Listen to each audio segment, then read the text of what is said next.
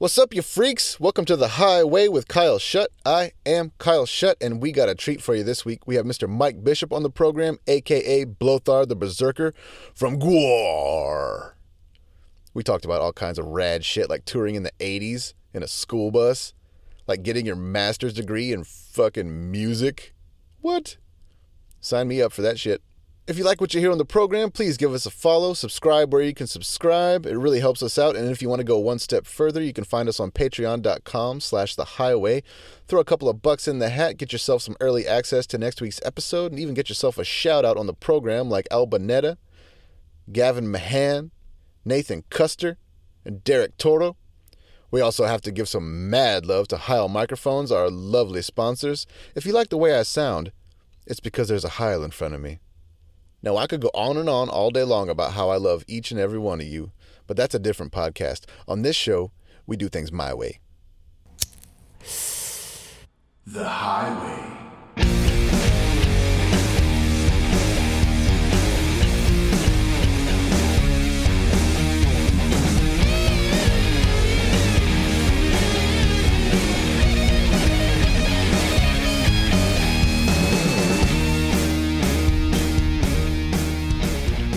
What's up? Not much, man. Mike Bishop, everybody. Blöthar the Berserker from GWAR. And Keep On. So many bands. I want to talk about them all. But yeah, thanks so much for being a part of the program, man. We've actually never met before, but we have so many mutual acquaintances. And I've heard a lot of stories about you, mostly from Trivet, Wingo, the original drummer from The Sword. Y'all played together in a band called The Tips, which is one of those bands that you just can't find anything about anywhere. No, the Tips did one recording, which I really liked, but I don't have. And it never came out. I might see about trying to put it out at some point. But yeah, it was a neat little project. Me and him and Tim Harris. And so it was kind of like Keep On without, with Trivet playing drums. And it was different though. I mean, it was good. I mean, Trivet was very young at the time. I think Tim and I were busy doing other stuff, so it kind of didn't last too long, but I think it was a good project. Yeah, I heard the record, and it was, I mean, if it would have come out at the time it was current, y'all would have been huge. I mean, it was a punk band, I guess. Yeah, at the sure. end of the day, but That's what it was. But with Trivet being so young, I can imagine, because I was kind of the young one coming up in Austin, especially being in The Sword. We started when I was 20. Uh-oh. So yeah, I know what it's like playing with some people that have sort of been around the block a little bit longer than you, and the motivations can be different for those kinds of people playing music together. I was born in 83. Mm-hmm. So that's about when you started playing in GWAR. So around there at least. Am I wrong? No. It's about the time I started playing music, period, though. Like around as a matter of fact, it was the year that I started my first punk band, which was just a hardcore band from Richmond, or actually from Hopewell, Virginia. Nice. And playing music through the 80s and 90s and underground bands, it seemed like it was so much different than it is today, because it was like strictly word of mouth. Like if you didn't have your video on MTV or songs on the radio or anything, like you basically just, I mean, all you really had was like fan clubs and mail order and just playing shows and word of mouth and stuff like that. Did you ever have huge aspirations to like get your videos out there and get songs on the radio and stuff, or was it really more of like just a passion project? Well, I mean, in the very beginning, because you're dealing with punk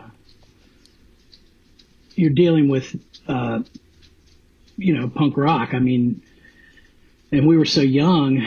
I think our goals were really just to sort of do shows and be a part of this scene that was going on. And along the way we learned, well, we have to do a recording. I don't think anybody ever, and that's kind of one of the things about hardcore is that, like, for a minute, that was a movement where people didn't really think in terms of like, well, we're gonna, put a record out and we can go on tour. But even like going on tour was like those were the goals, right? It wasn't like we're gonna sell records, like nobody was really thinking that they were in danger of getting radio airplay or anything like that, So it's like, yeah, I mean, and they certainly weren't structuring. I mean, all you got to do is look at Austin's, right, the Butthole Surfers. I mean, you don't name a band that if you're trying to do something other than entertain yourself and your friends and people who are like you, So, I mean, and I think that that's very much what hardcore was about. It didn't look outside.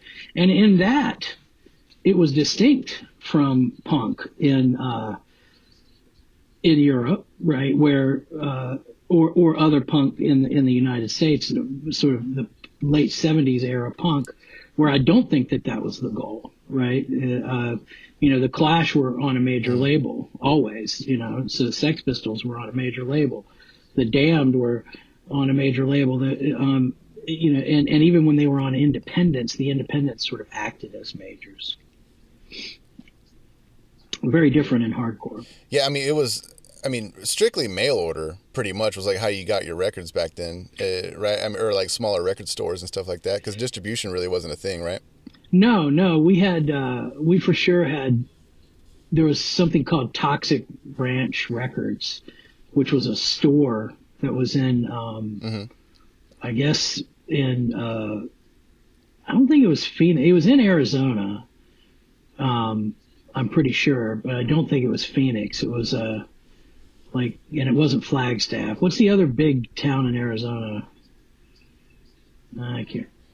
Tucson? Yeah, I think it might have been Tucson. Scottsdale. Yeah. It was somewhere around there, like, that they had, this record store that, put out a mail order catalog, called Toxic Shock. And every single record that I had came from that mail order catalog, or it came from the other place that I would send my money to was Plan 9 Records in Richmond, which was an independent record store that had some stuff. They had what I remember, and this is something that's interesting about hardcore that not a lot of people. Not having a lot of money, right? Like if I went into a store, and the new record by the English Dogs was out, right? Well, I knew about the English Dogs and I wanted that record. I knew about GBH. I wanted that record, but a lot of times I couldn't afford those records that were in the nice sort of heavyweight vinyl. These are, they were imports, and the American hardcore bands were $3 or $5 for an album, so that's what I was buying. That's crazy. And then, getting in the music scene and then sort of rising up the ranks per se, because GWAR was definitely not your typical band. It's been, talked to death. I mean, obviously everybody knows sort of like the story and the rise and stuff, but through those years of touring and everything like that, what I love to ask, like, how different was it, back then touring, where like you just had an Atlas and you just had a van and a trailer full of gear and costumes and stuff, and you just like have to stop at gas stations to use the payphone to call the promoter to get directions to the club and stuff like that. How how much? That's exactly what I mean. Not only how different was it necessarily. I mean that's but I just mean like how did that feel versus touring these days? Well, I mean, GWAR plugged into that, and I think that the answer to that is different than for GWAR than it is for Keepone. But not much, right? Like even by the time Keepone came on the scene in the early 90s, I mean, we were still like not using MapQuest or anything like that. It was we're still getting directions and getting a tour book and following those and calling people to get where we're going. And so it was still that kind of touring. It's just that, but for GWAR, I mean, that was like, we plugged into the hardcore American punk underground that had been kind of carved out, the network of clubs that were carved out by the Dead Kennedys and Black Flag and Circle Jerks. And then all of the like smaller hardcore bands that were touring and stuff. So I mean, GWAR getting started, we even played Better Youth Organization shows, which are BYO shows where, if you've ever seen the movie Suburbia, there's they deal a lot with the sort of the very early days of social distortion, when they were kind of a just a different band, and like DI and stuff like that, these LA bands, and then kind of lined up with bands from the East Coast, and you would have these shows that were oftentimes in church basements and stuff like that. And it was an unofficial sort of organization called Better Youth Organization. So GWAR, like, I mean, we even played some of those shows early on. And for us, we were in a big yellow school bus, just kind of rolling out. We would paint the school bus different colors sometimes, but it was kind of like the Partridge Family or something. It was really, it could only go 55 miles an hour, maybe. And we discovered that was by design, right? Like, I mean, we took the governor off of it and immediately like dropped an act, like it just fucked it all up. I mean, the only good thing about it is that it was made by International Harvester. All the buses that we had, we wound up having like 3 or 4 of those things. And they were all, we bought them used, and they were made by International Harvester usually. So like, no matter where we broke down, we could get it fixed, right? There was always, in Butte, That's Montana, awesome. there's a bunch of International Harvester dealers. So I mean, it was fun, and it was a lot of fun. I mean, it was certainly more fun than touring is now, to me, but it was in retrospect a lot more difficult, right? Like, you can still sort of maintain some kind of a vestigial connection to your home while you're on tour now, right? Like, because you've got the internet and you've got phones, and you can be connected. You can even work your job, which is what I do when we go out on the road. But like, then, man, you were just cutting the fuck off. I remember like the big thing was stolen phone cards, like buying or finding telephone cards that were somehow cracked, and we'd like use them forever to call home. And because I mean, you couldn't, like, long distance was a thing, like even that. So you're really sort of cut off from your home life, and I think more dependent on each other to survive difficult situations. Touring became sort of a life in and of itself, which it is now. Like, I mean, people think of it in those terms, like they're just trying to sort of survive it. But I mean, there really isn't any comparison between riding on, the buses that we ride now and a school bus that, at first we didn't even have bunks in it. We had just one big open area where everybody laid down in sleeping bags and stuff. It was like really weird. Our cruise control was an actual, That's incredible. an actual cinder block that you would just put on the, you just put the cinder block on the gas pedal and roll down the road with it. I woke up one time, I'll never forget this, and I was getting all jostled around. I woke up and we were just plowing through this median strip, and our guitar player at the time, Dewey Rowell, was asleep with like a cinder block on the accelerator. So we were just kind of like going, I think the cinder block, it was so rough that it had kind of fallen off. So we weren't like racing or anything, we were just kind of slowly cruising through this. So yeah, I mean, it was really interesting. And obviously you get pulled by the cops and it's like a major event, and that would happen all the time. Oh yeah. It was really, man, it was a lot of fun, plus we constantly did drugs that were, that we are far too afraid to do anymore. So that was a blast. Yeah, my God. And then going from that to just down to Keepone with just like 3 people in I suppose it was a van instead of a huge bus. Yeah, was that right? We had a van. Yeah, like did you like that better? Was that more like simpler or whatever? When I started Keepone and I realized what that was like that you could do touring that was essentially at a similar level to what GWAR was doing. I mean, the band didn't have the kind of audience, but we were on tours like that were, pretty good ones. And it was, my main thing was I couldn't believe how easy it was compared to working with GWAR. Like,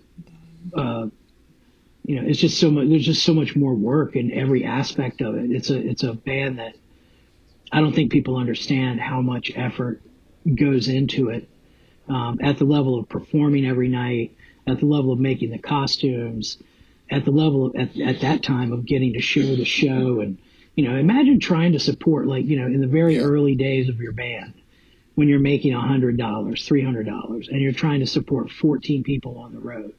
Like, so it was like, I mean, we were paying money to do it. Like, we had dues. We would actually pay dues to the band to be a part of it. So getting in Keepone, it's like, wow. I mean, with this band, you get $350. It's like, yeah, that's cool. Just, stick that in the bank, do that, 40 times, because that's another thing is that like Keepone had the capacity to tour a lot more than GWAR. So there was a lot more, we could do more shows. I mean, GWAR, man, you do like 18 shows in a row with that band, you're fucking dead. I mean, like straight up legit dead. With Keepone, as long as my voice would hold out, we didn't ever have to take a day off. It was just like, just ride. So yeah, it was very different. Trivia had told me about this one story. I'd be interested to hear your take on it. That because there was a ska band at the time called Capone. Well, yeah. Like Al Capone. Well, no, they were called He said that y'all had got accidentally booked on some ska festivals.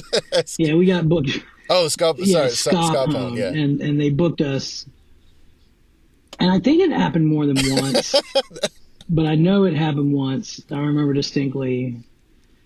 And we're just playing, like, and the kids, man, I mean, like, because it was like, it was a thing. Like, that's the other thing about punk too, is it was so regional that like you might wind up, it's like we just got an offer from these kids that thought that we were, so they went through our booking agent and booked this show, and like it never occurred to them that we weren't the same band. I don't even know how that's possible. But there wasn't an internet to speak of that you could like research this stuff, and but I mean, when we got there, like it was also regional, that like in that particular part of the country, and I've seen this with GWAR too, like we'll be riding around and you get to some place where weirdly like everybody's rockabilly. It's like, what the fuck? Like in this town, everybody's rockabilly. It's rockabilly town, right? Like, and this was ska town. Everybody was ska. So, like, we did our show and our set, and the kids just hated it, man. I mean, they just, So we played 30 minutes, and then we're like, give us our money, and we're leaving. Bye. Well, also, and I'm pretty sure you were in the band at the time. I know your departure from GWAR kind of in the mid-90s that lasted until just a few years ago. That was sort of at the same time when Beavis and Butthead were playing y'all, on MTV a lot. Was that your only MTV play? No. The first time that we were on MTV, I think was like on like 120 Minutes or something like that. I mean, I remember them showing up in New York very early on. I remember shooting some stuff like in the basement of the Ritz or one of these clubs that we played in New York, maybe even Webster Hall, where or Webster Hall was the Ritz. So it must have been the Ritz. I think. I don't know. I'm fucked up about that. But it was some club in New York. It was. Yeah. Yeah. And there we did I think Kurt Loder, he was right there like interviewing us, and so we met the VJs, and we were on at least a couple times on MTV, like on MTV News. Like we'd get on there like every once in a blue moon. And they would play on some of the alternative shows that they had. They would play early GWAR stuff, but like not on the metal show. Like the metal guy hated GWAR because he thought that GWAR was like I think he rightly understood that GWAR was making fun of heavy metal, which means we're making fun of him because he's a fucking douchebag. So he didn't put us on his show. So, but we were on, like the sort of alternative or the punk ones when they would do that. And then we got on Beavis and Butthead, and that was by far the most exposure that we had at that point, by far. Yeah. And you were even in the video game, which I thought was crazy because that was like GWAR was like the plot of that game hinged upon a GWAR show and tickets to that show being ripped up and strewn all over town. What was that like being like in a video game that was on that big a level? I don't think we really appreciated, and we certainly didn't get compensated for the Beavis and Butthead game, maybe in the way that we should have. When I think now about how much it would cost to make GWAR the centerpiece of a video game, but also it was just cool. Like it was, I mean, we were very, so in the moment we were really stoked on it. We were like, man, I don't remember, I don't think I ever played it. I still haven't played it. I'd probably like to play it sometime. Have you played that game, Mike? Mike Dirks. It's really good. It's actually a really super fun game. I played it a lot. We never played it. I was younger, yeah. Why didn't we play it? We played video games all the time.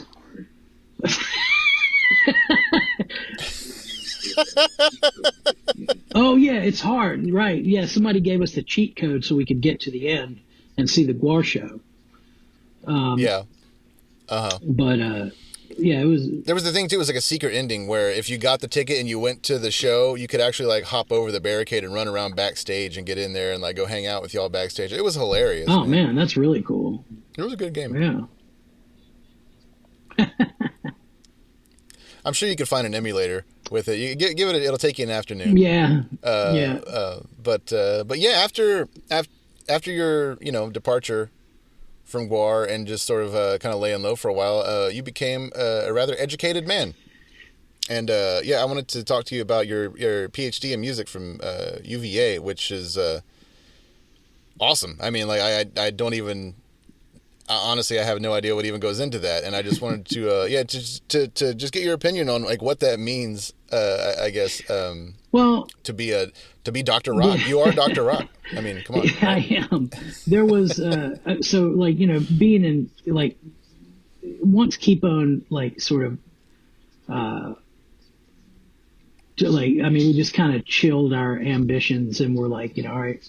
And I was still playing music, like I did the Tips and I did American Grizzly, some other bands that I was playing with. But I wasn't making a lot of money, and I knew that I was doing dumb jobs, and I was like, man, this sucks. So I basically got I figured I sort of got into school, and I realized really quickly that I was pretty good at teaching writing. Hello.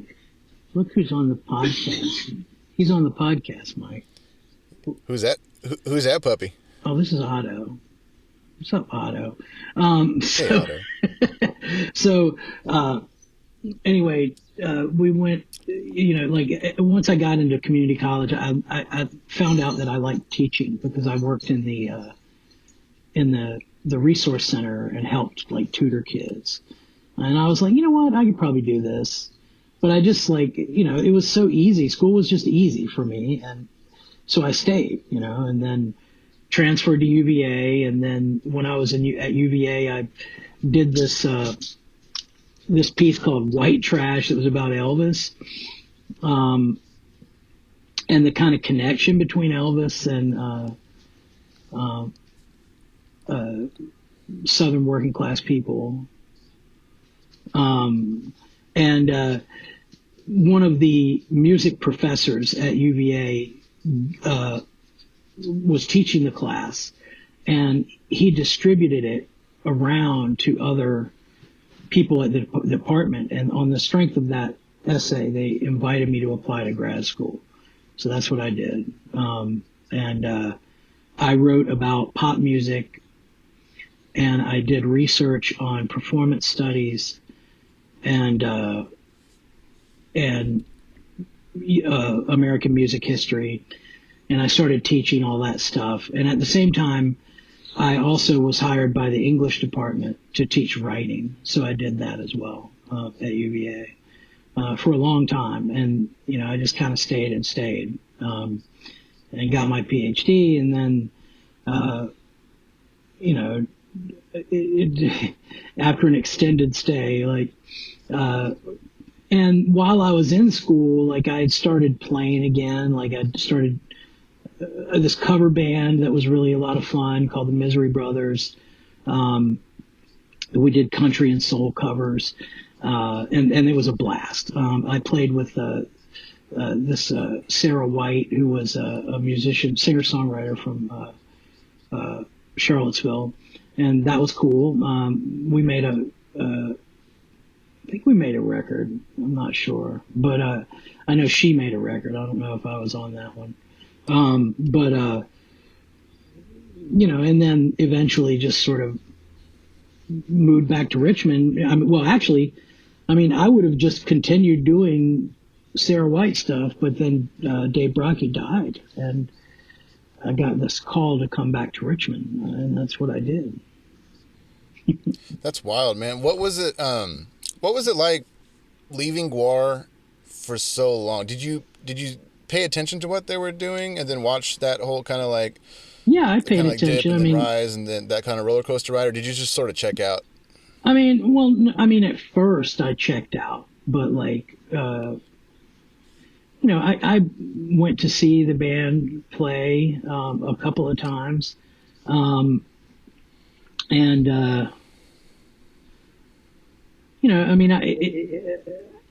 I kept abreast of what they were doing, probably more so in school really took up a lot of my brain for for a decade almost, if you count the undergrad and all that stuff. So, that's a long time to be in school, but so GWAR did a million things during that time period that I wasn't aware of.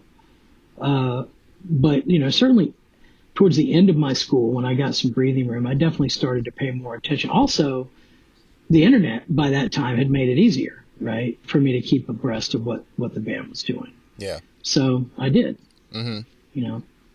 I've talked to some people that had bands that were kind of from the 90s going into the whole streaming era and music being a downloadable commodity and things like that. Did you, I don't know if you had any royalty checks to speak of before then, but I had definitely heard a lot of stories of royalty checks going way, way down with that. Did you experience any of that kind of downswing of just all of a sudden maybe you're used to getting a check for, a few $1,000s and now it's for, $40 or anything like that? Well,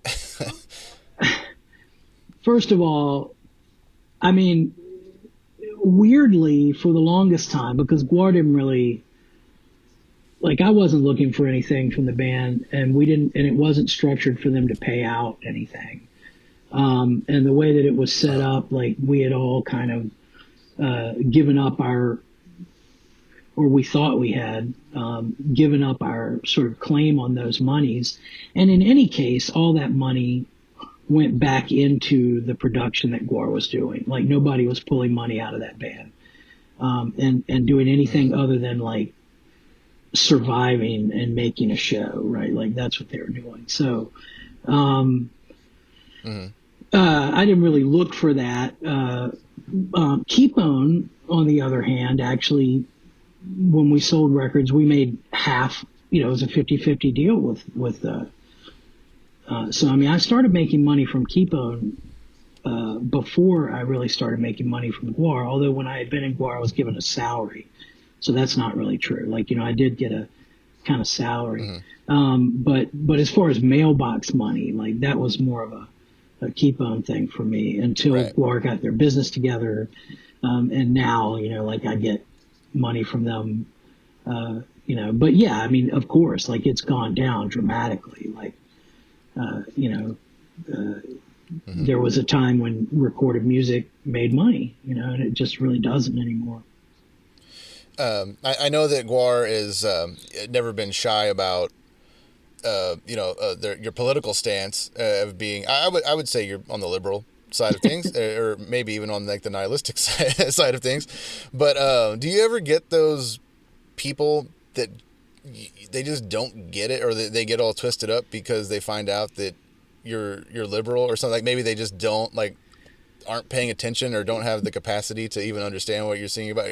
I almost get to the point where I'm like, what band were you listening to that you're upset about this?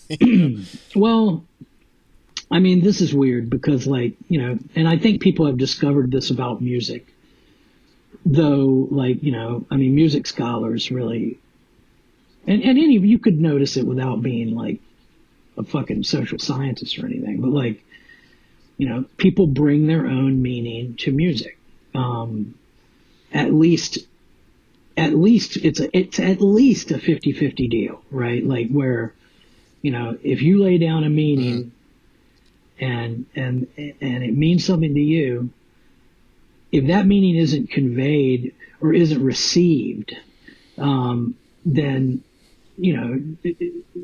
it's never going to be received perfectly because it's received by people who are situated in their own lives with their own beliefs and their, so when they hear what you're doing, they bring their own meanings to it. And certainly artists know that and even create art with that in mind. And I think GWAR is an example of that. I mean, we tried to leave room for people, and I think that we did we were effective at that.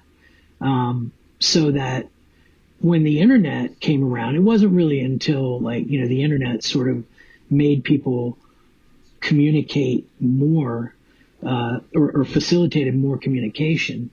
And it also sort of raised, while lowering the standards for public discourse, it made public discourse a lot more available, for people. And so, like, what you would get a lot of times was, people that you realize that, okay, they received GWAR. I don't know how much more obvious you could be when you cut off the head of a Nazi skinhead, right? Exactly. But, GWAR's complicated because we also, in that song, like, talked about an art fact, we also, like, and use that word, which, like, we would not use right now. We wouldn't do that stuff. So, like, there was always, and certainly in the work that Dave did, I think he really left room for people, and it was very much a kind of sort of edgelord humor, right? It's like pushing things to an extreme, and being in some sense protected by the absurdity of it, but then they're like, to us, it was what it meant to us. But then, you go on the internet and you find that, well, there's a lot of very right-wing GWAR fans, but it's not like, I don't think that any of that had to do with our content.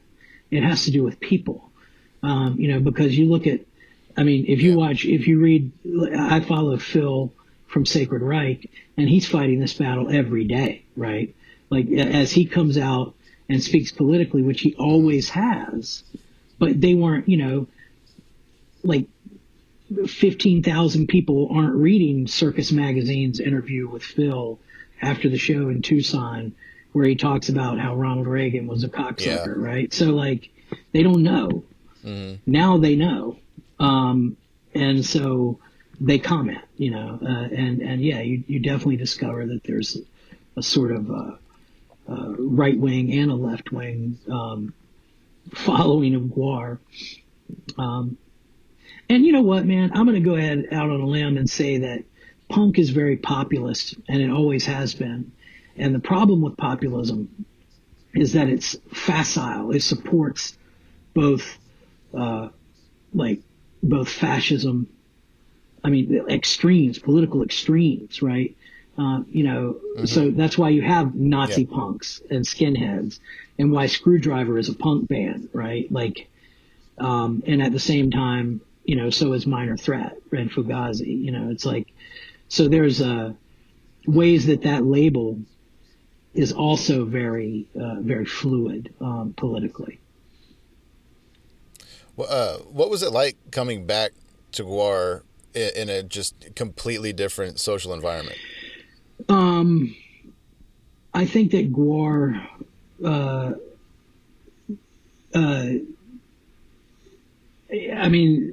coming back to music, period, in a different social environment, it's weird, man, because it feels like, on one hand, there's less money in it, but on another hand, there's a lot more attention about it, right? It's like there's a constant need for new stuff and for content. People pay attention, and you can see the people, you can interact with them. And that really wasn't the case. Like, you just see the people who show up at the shows, and there's this sense of this almost eternally absent community that is somehow connected through whatever glue held them together, and it was the music, man. Like, that's what held them together, and that's not really the case anymore. Like, so it's very different. The social and being in GWAR, and certainly the context, the social context, is a challenge. Keeping GWAR relevant, keeping GWAR meaningful and constructive, right? Those are things that we try to do. And GWAR always did those things in a way that was a little difficult to understand, really, like from a mainstream standpoint. But I think that the band has always done that, right? Like, even when we were doing things that people would look at and say was objectionable, like when Dave would occasionally use like the F word, like I said, like, usually he did it in this way where he was claiming this identity that he actually didn't have, but he kind of did through his brother being gay, and like, and in any case, like, the end effect of it was that it seemed to sort of mollify or to build a connection between our band and people that felt marginalized, right? And I have been very proud of that aspect of GWAR for a long time. And that's still true, that people show up at our shows that are trans and that are in the front row. Somehow GWAR just represents the disaffected, social anathemas, moral anathemas. GWAR is music for moral anathema. So that's cool. That's going to be the tagline for this episode. Yeah. Did y'all, one thing I just loved about touring was that you end up making just some lifelong friends, sometimes with bands that you didn't even think that maybe you didn't even like necessarily, or whatever. You just kind of took a tour because of this, and you end up being, just friends and comrades and stuff. Were there any like favorite bands to tour with back then, or like bands that GWAR just sort of just like they were like just best buds from the get-go? I mean, early on we were kind of connected to the Butthole Surfers, a lot, and then we were connected with, I guess in a later instance, GWAR was like with the sort of, I'm trying to think, like, I mean, GWAR didn't really have like a brother band that we went out with or sister band. We just did tours with people because GWAR was like so sort of unique.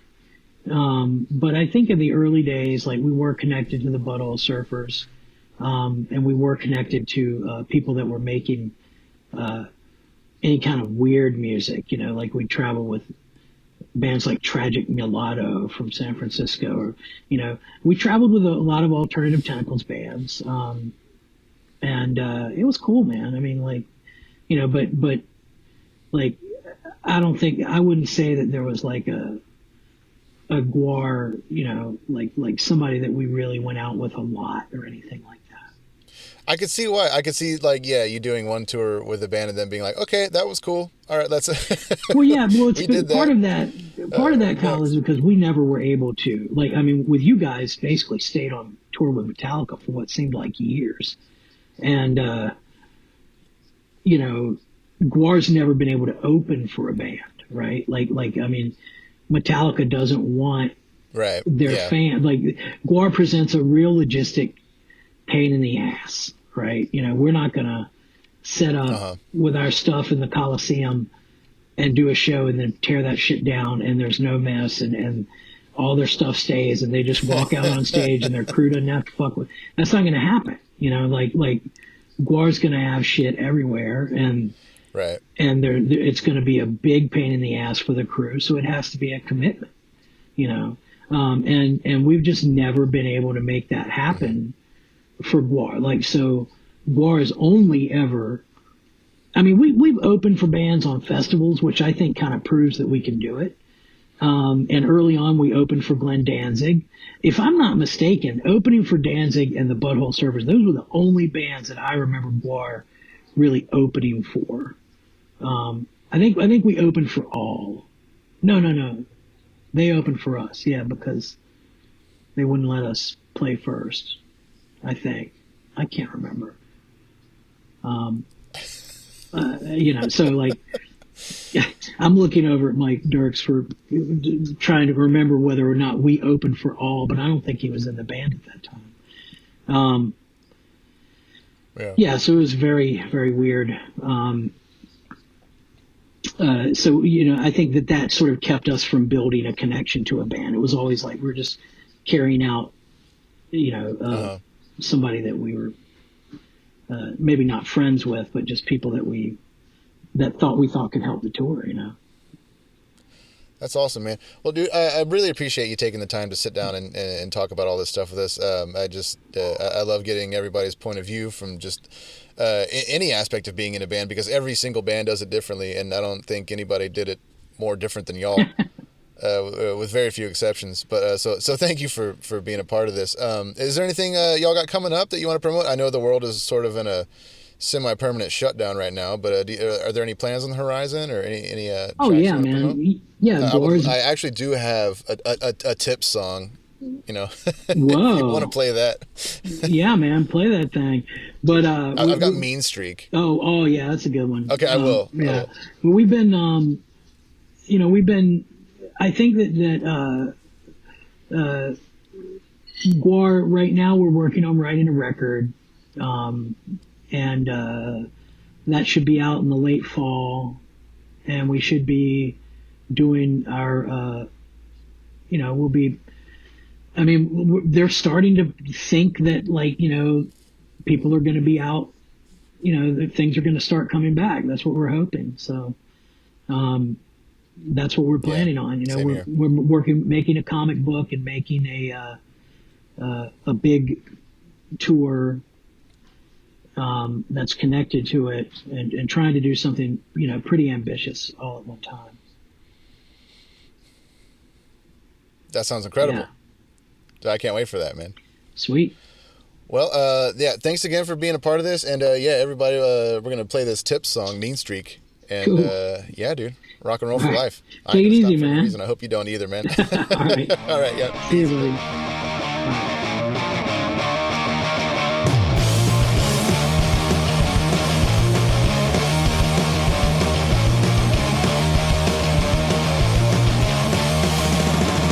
Body politic is split up into factions. And what I know is a reaction. The movements in my head are nothing but distractions. History reduces me, controls my every action. Action, action. Spent my whole life looking at you. Now I don't like what I say.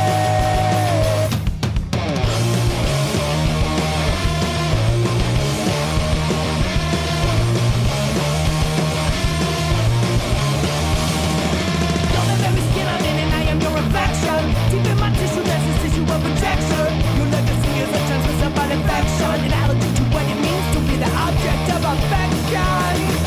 Spend my whole life looking at you. Now I don't like what I say. Long ago you promised me in time. I want my apocalypse. Give me what's mine, mine, mine, mine.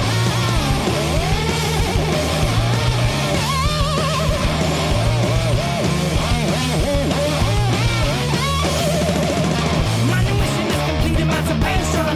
Manumission from the culture of negation. The I am has made this declaration. Memory will not rule me or distort my expectations. Spend my whole life looking at you. Now I don't like what I say. I'm losing conviction. You're losing me.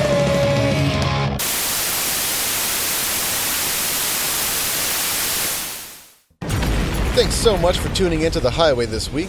A big shout out to Reverend Guitars, Railhammer Pickups, and Earthquaker Devices. If you liked what you heard, you can follow where you can follow, subscribe where you can subscribe, and if you want to go one step further, you can support us on Patreon at The Highway with Kyle Shutt. For a few bucks a month, you can help us keep this party going, get early access to next week's episode, and even get yourself a shout out.